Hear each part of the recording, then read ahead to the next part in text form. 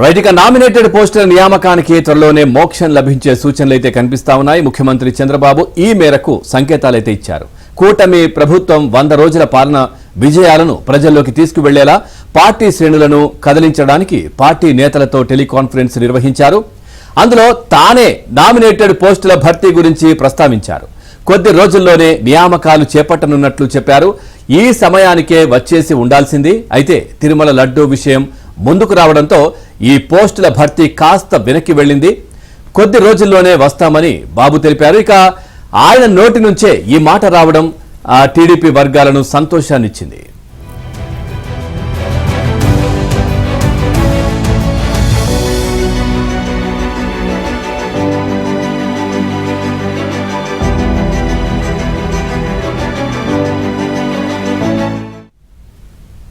ప్రస్తుతం ఇది మంచి ప్రభుత్వం పేరుతో వారం రోజుల కార్యక్రమం రాష్ట్ర వ్యాప్తంగా నడుస్తోంది. ఇది 26న పూర్తవుతుంది. ఆ తర్వాత నియామకాలు జరగవచ్చని అంటున్నారు.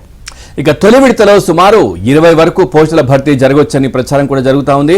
ఇందులో కొన్ని జనసేన బీజేపీలకు ఇవ్వొచ్చని అంటున్నారు. నియోజకవర్గాల్లో సీట్లు త్యాగం చేసిన వారికి, రాష్ట్ర స్థాయిలో గత 5 ఏళ్లు పార్టీ నాయకత్వం తరపున చురుగ్గా పనిచేసిన వారికి, చంద్రబాబు ఆంతరంగిక బృందంలో ఉండి పార్టీ కార్యాలయంలో పనిచేసిన వారికి తొలి విడతలో చోటు లభించవచ్చు. అక్టోబర్లో బీసీ కార్పొరేషన్లు, ఫెడరేషన్లను భర్తీ చేయొచ్చని పార్టీ వర్గాలైతే భావిస్తా ఉన్నాయి. ఓవరాల్ గా ఈ అంశానికి సంబంధించి మరింత సమాచారాన్ని మా కరెస్పాండెంట్ పూర్ణ అందిస్తారు. పూర్ణ, టీడీపీ అధినేత చంద్రబాబు నాయుడు వెంట ఏదైతే నామినేటెడ్ పోస్టుల గురించి రావడం, ఇటు శ్రేణుల్లో కూడా చాలా సంతోషాన్ని ఇస్తున్న పరిస్థితులు ఎప్పట్లోగా పూర్తయ్యే అవకాశం ఉంది? దీనికి సంబంధించి పూర్తి డీటెయిల్స్ ఏంటి? పవన్, ఆంధ్రప్రదేశ్ లో నామినేటెడ్ పోస్టుల నియామకానికి సంబంధించిన ఈ నెలాఖరులో కూడా భర్తీ చేసే అవకాశం ఎక్కువగా కనపడుతుంది. ఎందుకంటే మొన్న అంటే ఆదివారం పూట టెలికాన్ఫరెన్స్ అయితే చంద్రబాబు నిర్వహించారు. ఆ టెలికాన్ఫరెన్స్ లో మొత్తం ఆంధ్రప్రదేశ్ లో ఉన్న అందరితో కూడా టీడీపీ క్యాడర్తో మొత్తం కూడా మాట్లాడటం జరిగింది. ఆ మాట్లాడే సందర్భంగా ఆయన చెప్పడం కూడా జరిగింది. ఏదైతే టెలికాన్ఫరెన్స్ లో అందులో ఈ నామినేటెడ్ పోస్టుల గురించి కూడా ప్రస్తావించడం కూడా జరిగింది. త్వరలోనే వీటిని భర్తీ చేస్తాను అని కూడా చెప్పడంతో మొత్తం పార్టీ క్యాడర్ లో ఒక స్ఫూర్తి కూడా వచ్చిందని చెప్పవచ్చు. వాళ్ళంతా కూడా చాలా సంతోషంగా ఉన్నారు. ఎందుకంటే ఎప్పటి నుంచో పార్టీ కోసం కష్టపడిన అందరూ కూడా నామినేటెడ్ పోస్టులు వస్తాయని చెప్పి కూడా చాలా సంతోషంగా ఉన్నారు. అయితే ఈ 100 రోజుల్లోపే ఈ నామినేటెడ్ పోస్టు ప్రక్రియ పూర్తి చేయాలని చెప్పి కూడా చంద్రబాబు అనుకున్నప్పటికీ ఇటీవల జరిగిన కొన్ని పరిణామాల నేపథ్యంలో వాటిని వాయిదా వేయాల్సి వచ్చిందని కూడా చెప్పడం కూడా జరిగింది. ప్రధానంగా తిరుమల లడ్డు వ్యవహారం వచ్చేపాటికి వీటిని కొంత డిలే అయింది కారణం అయి ఉండొచ్చని కూడా చెప్పడం కూడా జరిగింది.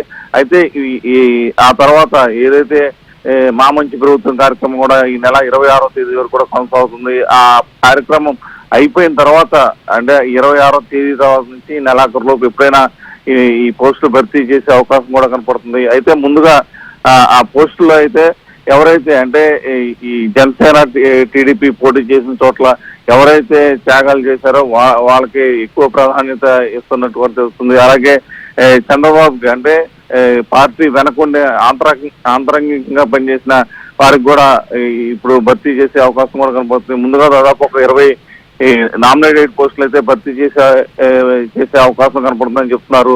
అయితే ఈ నామినేటెడ్ పోస్టులు భర్తీలో ప్రధానంగా అటు కూటమి ప్రభుత్వం కావడంతో అటు జనసేన, బీజేపీ, టీడీపీ ముగ్గురు కూడా కలిపి మొత్తం కూడా ఒక 20 పోస్టులు భర్తీ చేసే అవకాశం కూడా కనపడుతుంది.